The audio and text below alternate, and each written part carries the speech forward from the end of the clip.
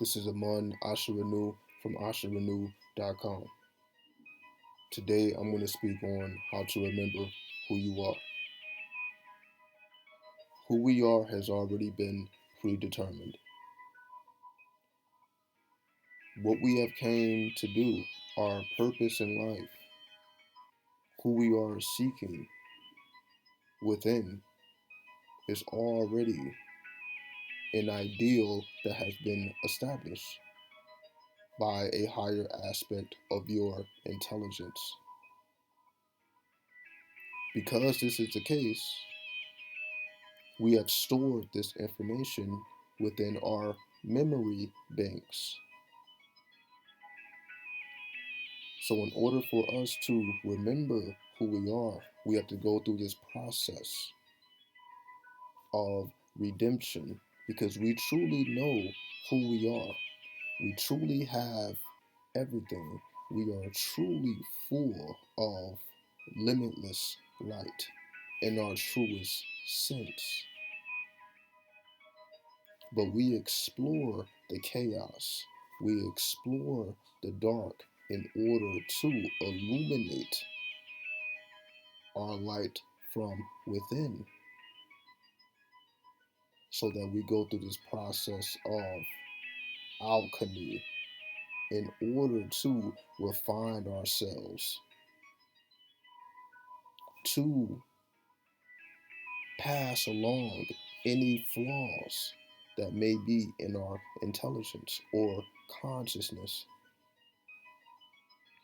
All solutions are within our memory, but our memory has a unique code. So we simply do not remember the password to our memory banks, which is where all of the information that we seek is stored. So we have to go on this journey to remember the password. So we go through consciousness, we go through becoming more intelligent, more aware of our surroundings, more aware of our psychic ability and intelligence.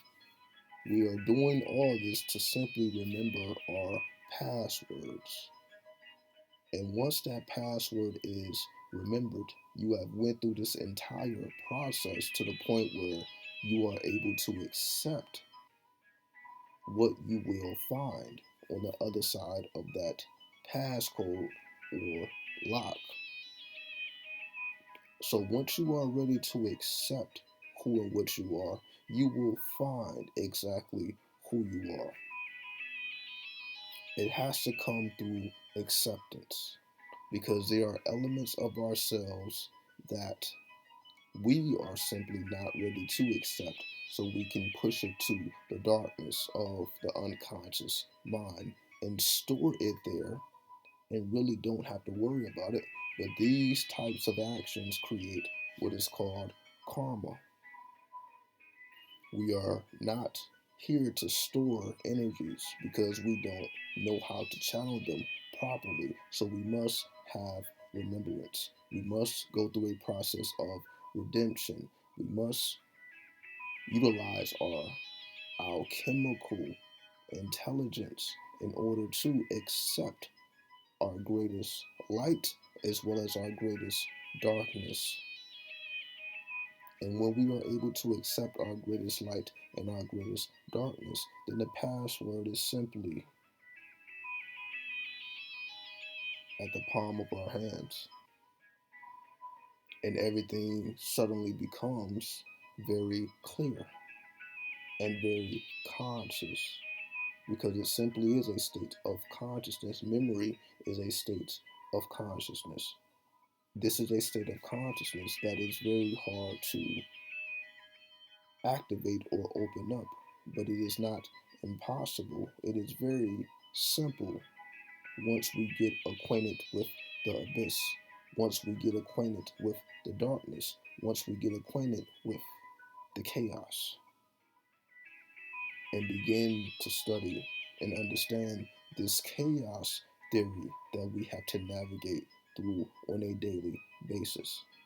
So the more attuned we become to chaos, the more attuned We become to our memory banks to remember the passcode in which we have forgotten in order to remember our greatest attributes and characteristics, which have been preserved, so that the journey in its totality is all predetermined, and we are simply running a script from a higher observation that we may not be aware of on a physical level. So we begin this process of expanding our consciousness.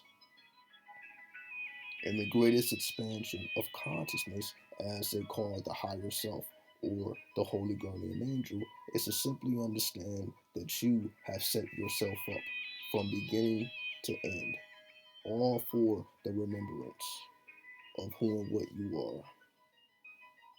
As above, so below, no beginning, no ending. You are the start and the finish. You are the creator and the destroyer. You are the forgotten and the one who forgets. And with that, I say 93.